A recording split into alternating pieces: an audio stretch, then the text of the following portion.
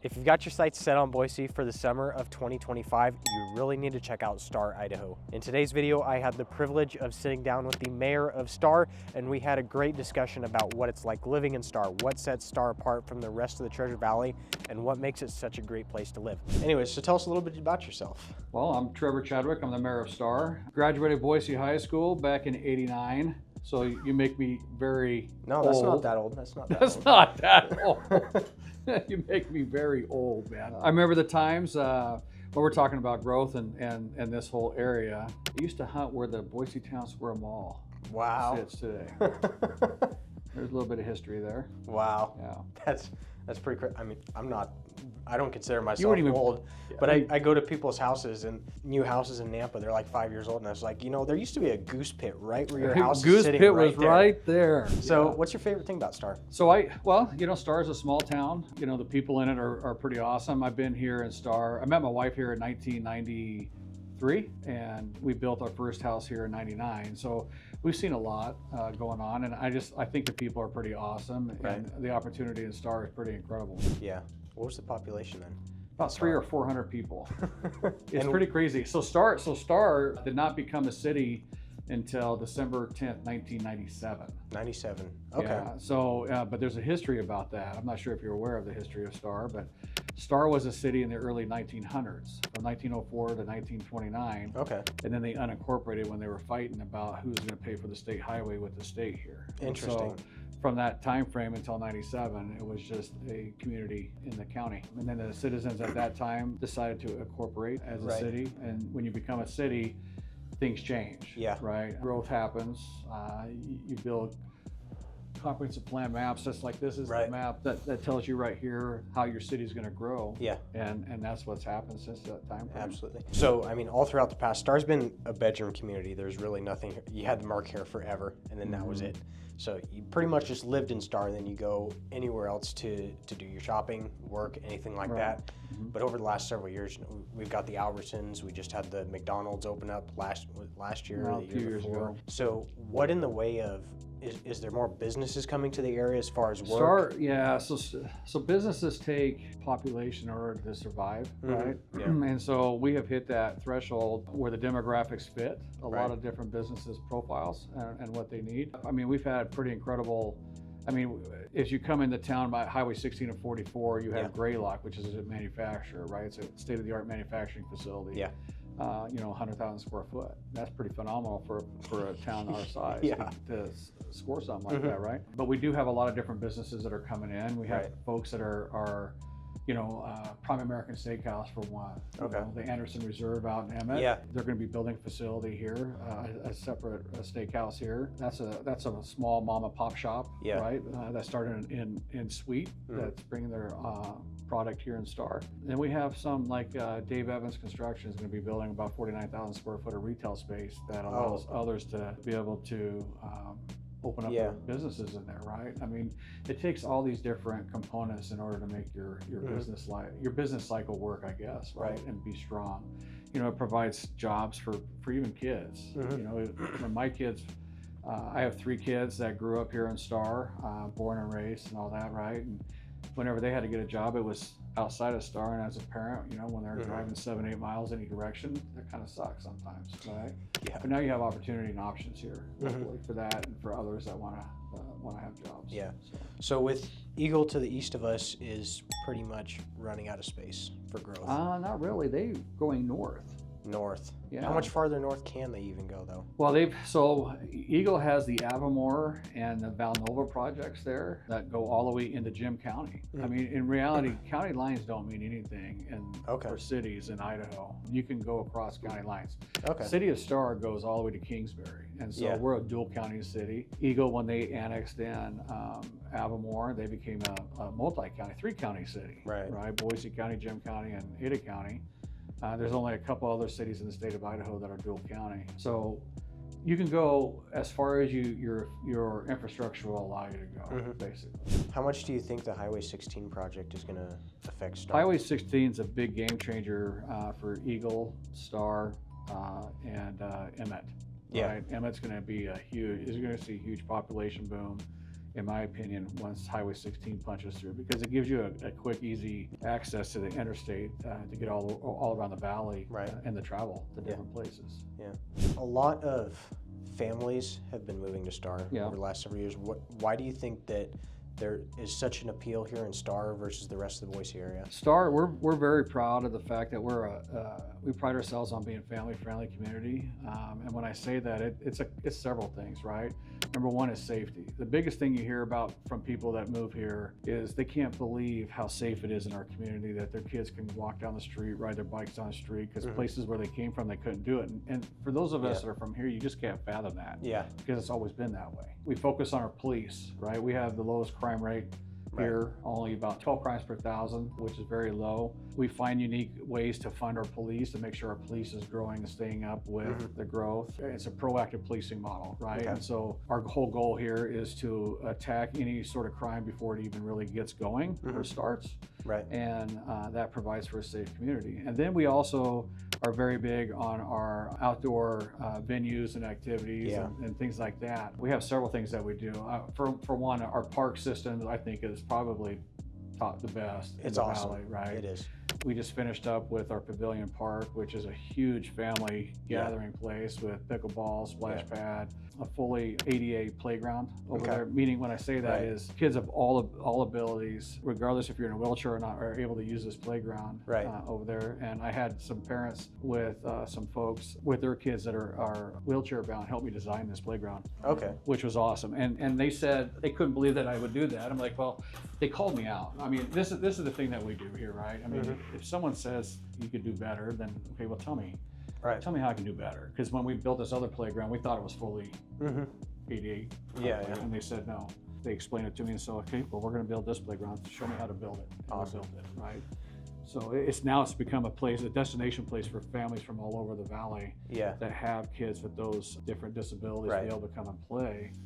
And so we think about things like, it's not just about the kids with disabilities, it's about the kids with disabilities being able to play with their friends that are able, that don't have any disabilities, right? Be able to compete against each other and things like that. And the smiles on the kids' faces are awesome. Right.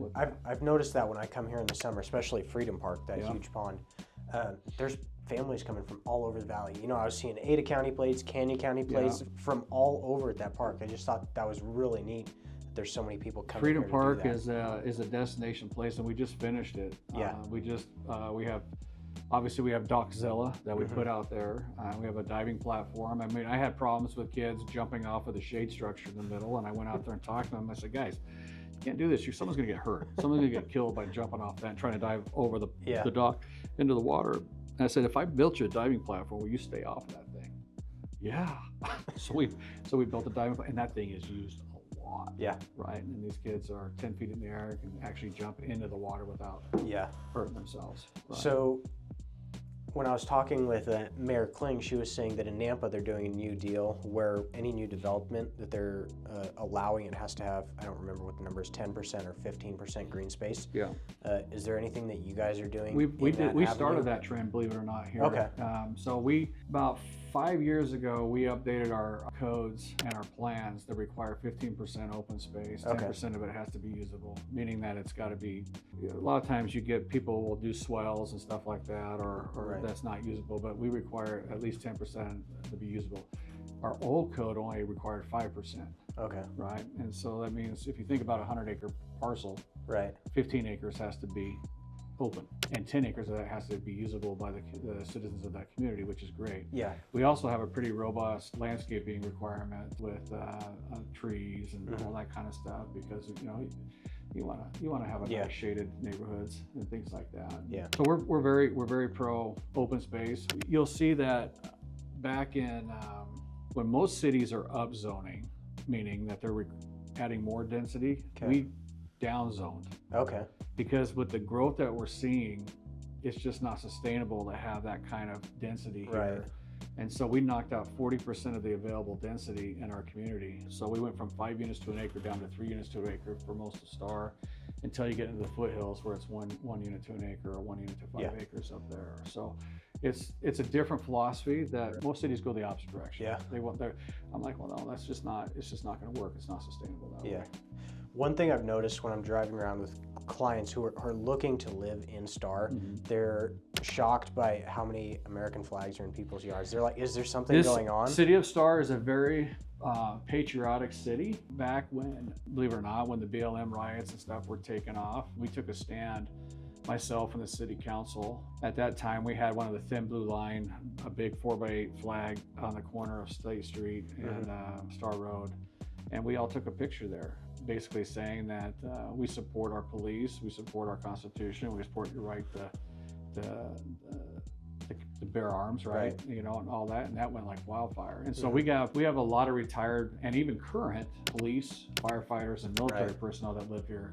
It's amazing the number of people that actually live here that still commute to California or to Oregon or Washington for law enforcement or for fire services, right? So it's pretty cool to see, and you'll see it. You're driving around. I will tell you this: I had an exchange student.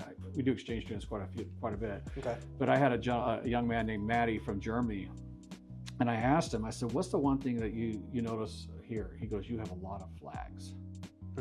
So an exchange student from Germany said, "We have a lot of flags." I'm like, "Well, what does that mean?" He goes, "Well, we're not as proud in Germany as you are here in Star."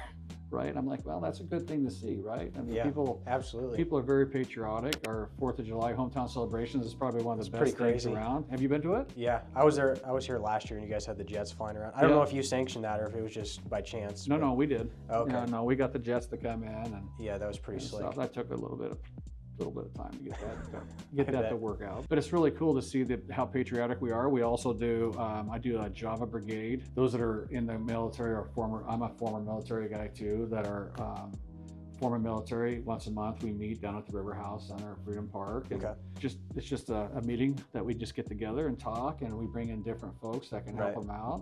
And we also have a Flags for Veterans program that we do here, where my Mayor's Youth Council, we have people donate money, and then Lowe's is a very big sponsor of us and gives us discounted price on flagpoles. My Mayor's Youth Council will go put these flags in veterans' yards that want them. That's awesome. Flagpoles, and it's awesome because a lot of these veterans, they can't afford it, but tears roll down their eyes, man, when they get the flag in their yard, and you're like, well, this is awesome, right?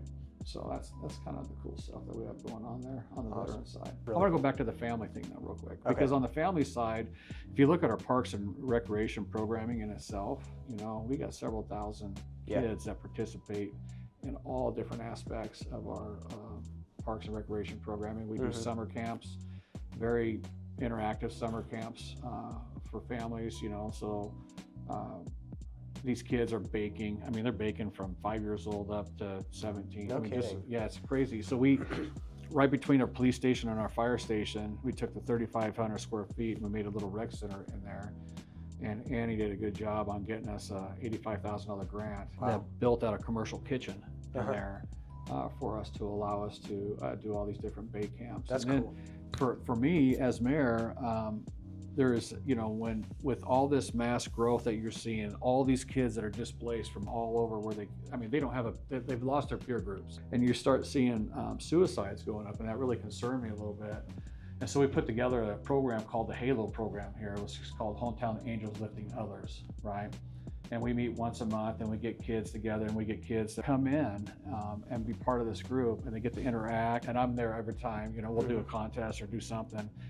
Just showing that the community's here for them. And it's pretty awesome because we see these kids that were struggling starting to become successful too. And I think people see that kind of stuff and they're like, man, this is a cool place to be. Yeah. Going into the schooling, there's a lot of, I've heard that there's some pretty, not issues, but issues with schools not being able to house as many kids. What's going on in the works for potential schools for Star? So we have two different school districts that are part of Star. We have the West Ada School District up to the Ada County and Canyon County line. Then we have the Middleton School District on the Canyon County side, right? On the West Ada side, I've been working with Dr. Bob and that team for several years on trying to get Star a new elementary school. And the state allocated a lot of money towards all the schools in the state of Idaho facilities. Because the only way to get a school built previous to that was through bonds, right? School bonds, and people don't want to increase their property taxes. And the mentality of people that are moving in that don't understand how that works here, They think it's the same as where they came from. It's totally different, Gotcha. right? It's an education part. But the nice thing is the state provided over $100 million to the West Ada School District, and West Ada is using some of that money to build a new elementary school here in Star, because we need it. Our elementary school is overcrowded, and so starting this summer, you'll see a new elementary school being built up by our middle school here in Star. Awesome. On the Canyon County side, we had a recent development. We really work with the development community to provide the necessary properties for that schools, and so we had them provide a 11-acre site for Middleton School District and bring the services there to save some money. And so the Middleton School District is able to save about $5 million just by us providing that one site. Wow. For them. So hopefully we'll see a school being built there soon. And so right now, I mean, we're very big on trying to find those avenues. And then again, there's a lot of people here that homeschool too, you know, or go to a private Christian school, right? You know, or Bishop Kelly, right? I mean, there's a lot of kids that get shipped all over to these different schools, but you still have to provide locations for these public schools and stuff there. I want to go back to the military first responders things. There's so many people who are in that demographic. Demographic, I guess. Law enforcement, paramedics, firefighters. Why do you think Star is so appealing? Because we're very pro. We're very pro law enforcement, pro first responders. We even at our hometown celebration, we even pray for them and stuff, and we thank them up there, right? I mean, it just shows you how we are. Even at our hometown celebration, I had people decide to move here after coming here visiting from their family just because they said this reminds them when they were a kid from the places that they came from, right? I think people just, they love the fact that they're respected because it's not the same. We've got to be honest, there's other areas of the country that's just not like that. What you're seeing right now is people are moving for political reasons more than anything. It's not, there's a job here, I'm going to move here kind of a thing. They are actually moving to areas that are more like they are, and that's what you're seeing. Right. So there seems to be this misconception just in the valley in general that everybody who's moving here is going to change Idaho to be different than what it is. Yeah, there is that misconception. I think most of the people, they want to do what's right, I guess, right? And a lot of times when I see people doing that, I said, just remember why you moved here. Right. And that goes with some of this development challenges that we've seen, you know, people getting upset about that. But I have to ask them, I said, why did you leave where you came from? Because if we as a government are not going to be heavy-handed, we're not going to be overbearing, that's not who we are, right? That's not the way that this is designed. I said, that is what you left. You left governments that were overbearing, heavy-handed, taxed the crap out of people, did all that kind of stuff, right? That's not who we are here in Idaho. Let Idaho change you, don't change Idaho. Right? I mean, that's the biggest thing. I mean, that's the way you know, are you from here? 25 years. 25 years? Yeah. So you're pretty much here. Based on the growth that we're seeing today, you're a native. Are there any particular projects that you guys are working on right now that you're excited for or have in the works in the future? We do have, so we are working on, there's about 1,400 acres, 12 to 1,400 acres of BLM ground up in North Star that we're working on annexing in. Our whole purpose for that is it's just a lot of burned out sheetgrass that's in there. I want to get the native grasses back in there. I want to get the sagebrush and bitter brush and things like that for wildlife back in there. But at the same time, we want to create different trail systems out there. You know, equestrian trail systems, people trail systems, bike trails, you know, things like that. So people, and so they're not conflict either. You know, you have different opportunities up there. And after you see all those fires that have been happening in California, what can we do up there to protect not just the citizens of Star, but the people of the county up there? And we're trying to figure out a sprinkler water system that we can put on that whole edge of all that protects those houses. So if you ever have a wildfire that rolls through that sheetgrass that's currently there, that we just flip a switch and just starts throwing water and protects those homes up there, on that.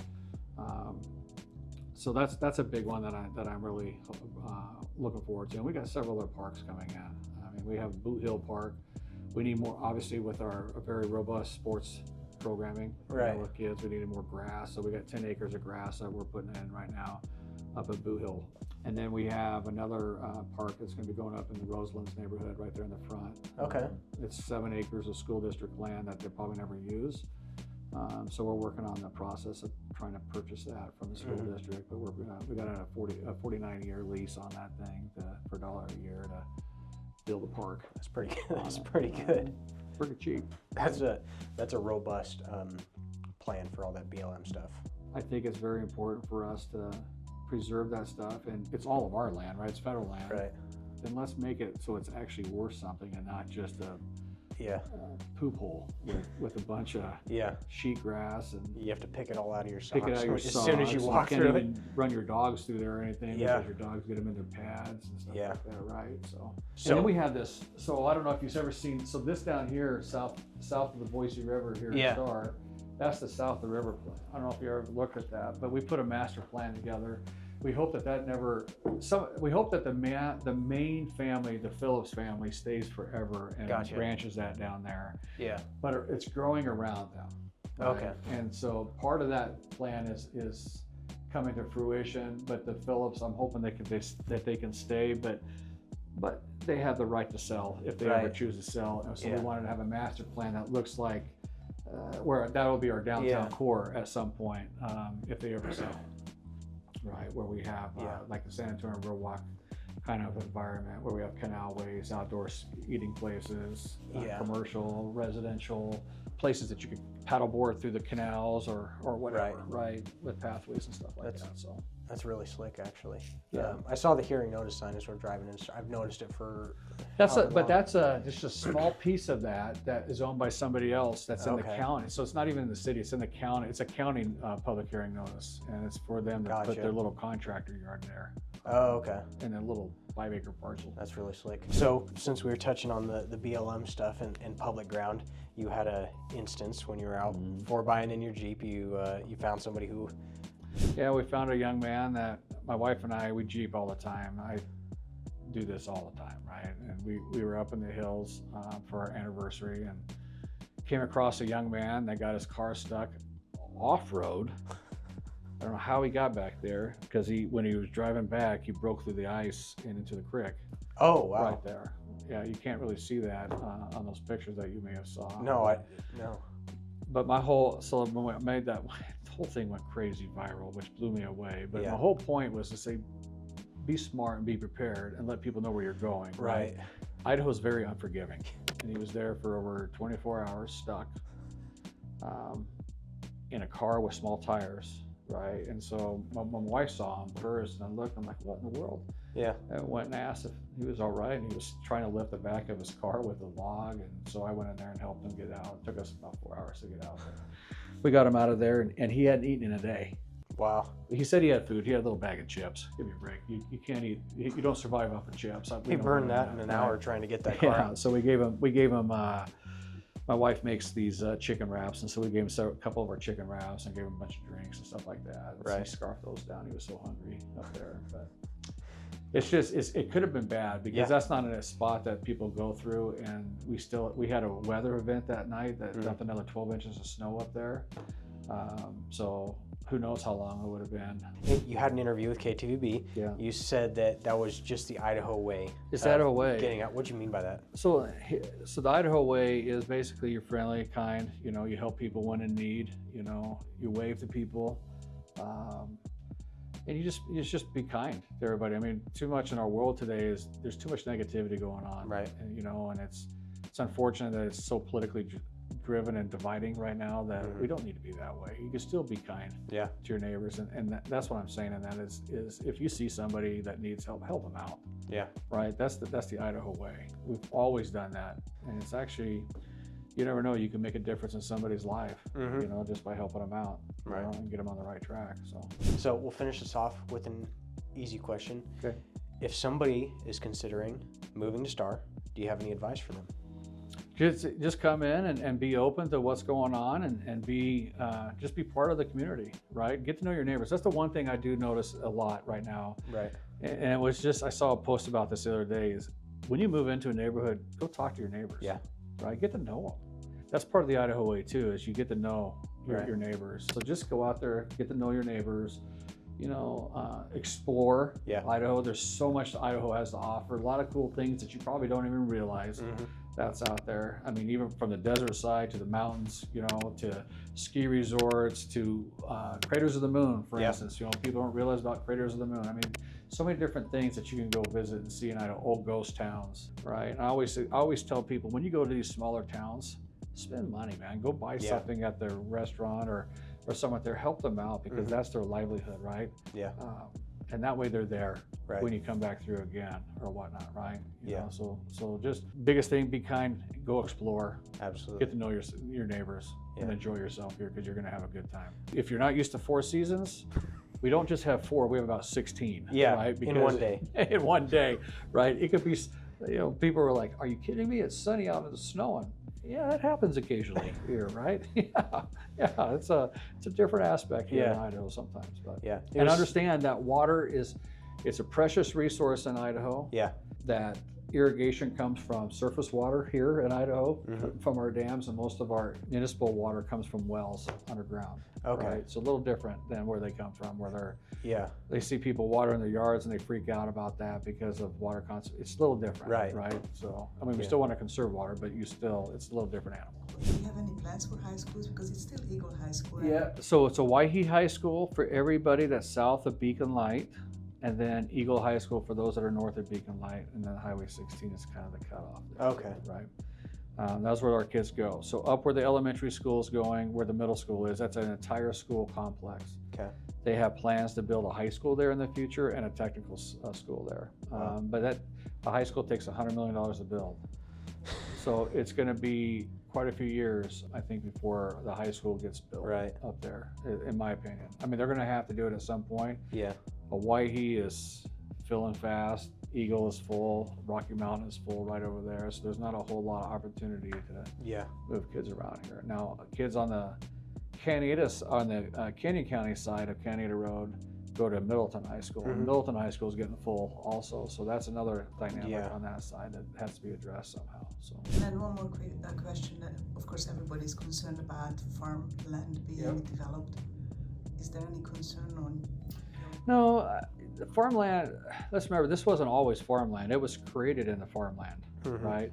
Back in the early 1900s, there was over 1,000 miles of canalways built specifically to farm this land and turning into fertile farmland. Is there concern? Sure, there is, but it's not the little bit of farmland between Star and Middleton, or Eagle and Star, does not make or break our farming system. And the challenge we're having right now, you don't have generational farming anymore. Yeah. I'm hoping that we get some of that generational farming back. It's not that corporate farming. Most corporate farms aren't going to want these farms out here anyway, because of all the traffic and stuff that are out there. I see it like in Nampa. I know they're trying to really preserve the south side of Nampa for farming. That's big, or the Sunny Slope area for the wineries and things like that, right? Totally get that. That's a different animal. But you could also convert some of these other properties, if we needed to, into fertile farmland, right? You just have to work hard at it, just like all of our ancestors did back in the 1800s and early 1900s on turning areas into farmland that weren't really farmland, right, at that point. So. That's a great take. I really never thought of it that way. Yeah. I'm gonna be thinking about that for a while now. It's very interesting, right? There is concern, but I mean, what are we growing out here? We're growing out here. It's a lot of silage, things like that for cattle. Well, you see cattle operations like the big Simplot operations down in the Murphy, Reynolds Creek area. Star, I don't know if you know this, Star used to be called the armpit of Ada County. No, I didn't know that. So the reason for that is we had the huge cattle farm that was up here between Eagle and Star. We had the mink farm that was down the street. We had chicken stuff out here, right? And I think we have some pig farm out here too. And it stunk all the time here in Star. Not the armpit anymore. Star is probably one of the more desirable places to live, right? The values are going up. We were the lowest valued houses in Ada County, and even as much as 8 years ago. Right? I mean, it's crazy, to see how things have changed. Because you become desirable and people want to be here. So. A lot of people say that Star's becoming Eagle 2.0. Nope, Star is Star. Eagle's trying to become Star now because we're so good.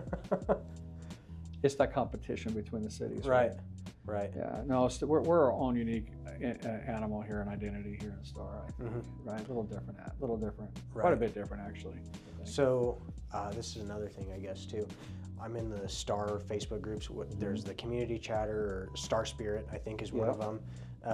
By far the best group out of all the cities in the area. I absolutely love Star. That's like my daily humor. But I see people commenting on there, you know, during the winter that the Boise River still, people duck hunt on the Boise River. So that's yes. So if to tell people, you need to understand, Star is one of the only cities.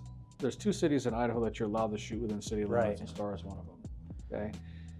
We have to put a PSA out in October when waterfowl season starts, because let people know you are going to hear gunshots, and that's okay, because that is waterfowl hunting going on. Yeah. Right. Don't call the police. We had a poor farmer. He was out shooting some rock chucks in a wood pile over there, and someone called the police saying they were under fire, caused everybody to come out there, and that's not the case. You want to keep farmland, let the farmer be the farmer. Right. The moment you start restricting that farmer from being the farmer is the moment that he's going to sell quicker than anything.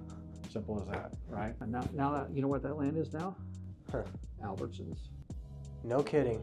That whole area over there, he sold it. Wow. How do you maintain your farming lifestyle and doing that stuff? Right. If you're constantly berated by people driving your tractor, flipping you off, you know, on the roadways. Yeah. You can't do that. When people always say, well, we're losing our hometown feel. No, it's not.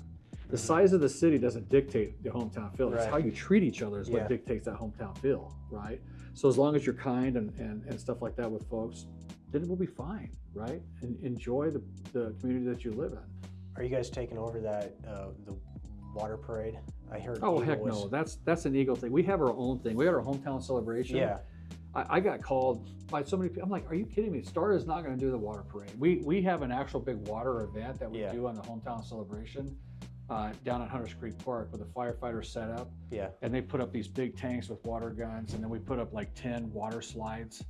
And we have so many kids that come and participate in that. It's a much safer environment over there for that. The water parade is an Eagle deal. Yeah. They've always had that. I mean, like I said, Star is not going to try to follow Eagle. We do our own thing. Right. Here. Right. So. What's being done as far as infrastructure? I mean, Star's really got. It's got choke points, the Star Bridge, and then. So that's a great question. That's something that we've been fighting with. The problem that we have here in Ada County is we don't control any of our roads. None of the cities, even Boise doesn't control the roads. Right. It's all controlled by Ada County Highway District for the 5,000 miles that they have, and then you have ITD that controls the state highways, right? And so it's just trying to get them to get the projects done. But they originally weren't slated to do Star Road till 2035. But we've been working with them, and they're actually in the design phase on doing Star Road from Highway 44 all the way up to Chinden, meaning the Boise River Bridge is going to have to get replaced. Right. I think there's 5 canals over there that's going to have new bridges on it. And then you have the hill going up that has to get widened, right? And so there's a process that has to take place in that. But now that we're 10 years early, we're in that design phase right now, because we've been working hard with them on that. That's a big choke point. This right out here with ITD, you know, the city of Middleton got rid of their bypass, which threw off that whole Pell study and everything that they did, their environmental study, which stopped the funding on this. And we had to work with ITD to get this section broken out. Which they did, and now it's just a matter of them. They tied it in originally, this widening they're going to extend the greenbelt from Stillwater and Eagle along Highway 44 all the way to Highway 16. Okay. Well, the feds didn't want those 2 projects broken out. We just finally got them to allow it to break out. So now we can get the congestion part taken care of while they're working on widening the 75 right-of-ways to get that greenbelt done. So we find ways to fund things. We have development pay for stuff. So we have what's called a proportionate share agreement, where every new house that's built pays $1,000 into a fund to help state highway improvements within the city limits of Star that are not funded. So that highway from Star Road in front of Albertsons there, from Star Road to Canada, we did that as a city using those funds. Okay. But we did that ahead of time because this was supposed to follow suit right after that. Right. Well, that got all tied up in that whole Middleton nightmare and this whole study. That this section got delayed between Star Road and Highway 16. So hopefully we get that done. And we do mitigation fees for our police and fire to try to help pay for police and fire. It's almost $6,000 in every new house that's built goes into these mitigation fees that help pay for that. Wow. Yeah, because it's a one-time fund. It's not an ongoing source of income. but it's something we can utilize as a stopgap Right. while we try to get some legislation changed at the state level to help permanent funding for our police and our fire. So when you're talking infrastructure stuff, sewer and water is fine. I mean, this is one of the only sewer systems in the state of Idaho that hasn't had a violation in the last, I think, Wow. eight or 9 years. And you'll see that a lot of times their connection fees are a little bit higher because they want growth to help pay for the next upgrade, right? And so they're already in the process of doing their next upgrade. So it's a high-tech system over here, and we have plenty of water. Yearly, I meet with everybody, highways, sewer and water, my fire, police. I meet with Idaho Power, Intermountain Gas.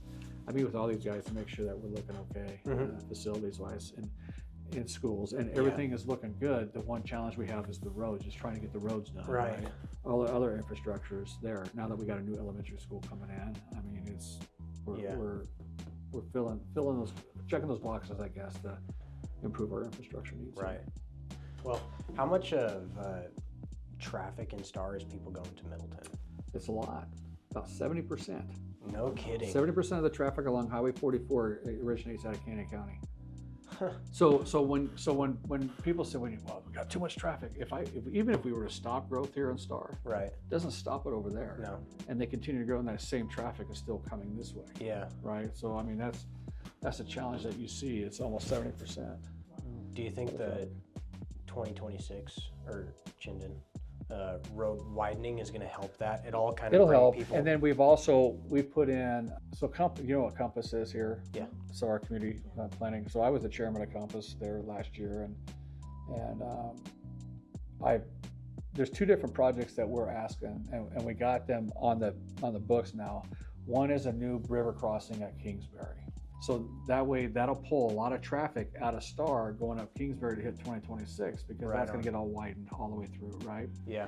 The other one is we're asking for a new northern highway, where your RE Way goes into the Valnova development, connects right there, and goes all the way out to Interstate 84. So we can have a highway connection on the northern side. We want to plan for that now, so we can leave the right of way and all that kind of stuff, and plan for 1 mile access points, you know, versus like what happened on Eagle Road where it's like everywhere. We want to plan for it the correct way as Star grows north and as Middleton grows north. And so both of those are in the sights of everybody right now as far as needs for a region, right? And so the combination of both of those two things will help out the traffic challenges we see down here in Star immensely. What's I'm guessing you guys have like a 2040 or 2050 comprehensive plan. That's this plan right here. This is our traffic plan. So you see that red dotted line right there? Yeah, that's that highway. That's that highway, and then here's the Kingsbury crossing right here that we have on there. That would help a lot. Yeah. What's the estimation for Star's population? Well, it's you know what? It is so hard to estimate in today's world. Because if you were to look at the Compass's 2040 plan, I think they had us at 28,000 by 2040. We'll be there by 2030. Yeah. Right? I mean, at the rate of people are moving, it's going to take, and the unfortunate part is you see these fires, these natural disasters, how hard it is to get insurance now in these other places, the political landscape and the nightmares that they're dealing with in these areas. I don't see it slowing down. And I just, not for a while. I would like to see it slow down. I really would, right? Give us a breather a little bit. But when you have all those things happening, people are, they're just, regardless if they've been there their whole lives, their families are there, they're bringing them and their whole families into a whole new area, you know? And you look at the state legislature, all those things that they did this year and what they passed. Maybe not everybody may agree with it, but a lot of those people that are moving in are agreeing with that. It's politically driven moves, like crazy. Absolutely is. With the wildfire, obviously, is one of the biggest concerns. Everybody that I have who's they need to put burning down here. There because it's smoky here every freaking year. No kidding. California and Oregon fires, right? Yeah, but one of their big questions is natural disasters, and in that wildfires, they're like, well, Idaho gets fires all the time. Is my house going to burn down like it is in California? And I have to tell them, like, we have farmland in between. We don't have any forests that are right next to our housing. No, but the BLM is another one. I mean, it rolls fast to the BLM and the sheetgrass and stuff, and that's why we want to do that water mitigation if we can. We're trying to figure that out, right? It's about make sure you build your defensible space. You look at California. I learn more and more about this stuff all the time. You know, the type of tree and shrubbery that's there full of oil. Yeah. Yeah. The oils that are in there that burn Eucalyptus. fast. Yes. Yeah. I'm like, oh my goodness. Don't even think about that until you see something like that that's going on. And so when you start looking at defensible space, right? You know, the building materials that you're using, if you're in those WUI areas, you know, wildland urban interface, be smart about how you're building stuff. Right. Right. I mean, that to me is the biggest thing. Yeah. And we're not going to drain our sprinkler systems. No. They're always going to have water in them. They're always going to have water. Yeah. Yeah. We don't drain your lakes like that. Yeah. It's controlled a little differently here. Awesome. Well, I really appreciate it. Yeah. If you made it this far, we must have done a great job on the video. Do yourself a huge favor, subscribe to the channel so you get notified on all future videos. Until next time, I'm Isaac Crace with Top Idaho Real Estate.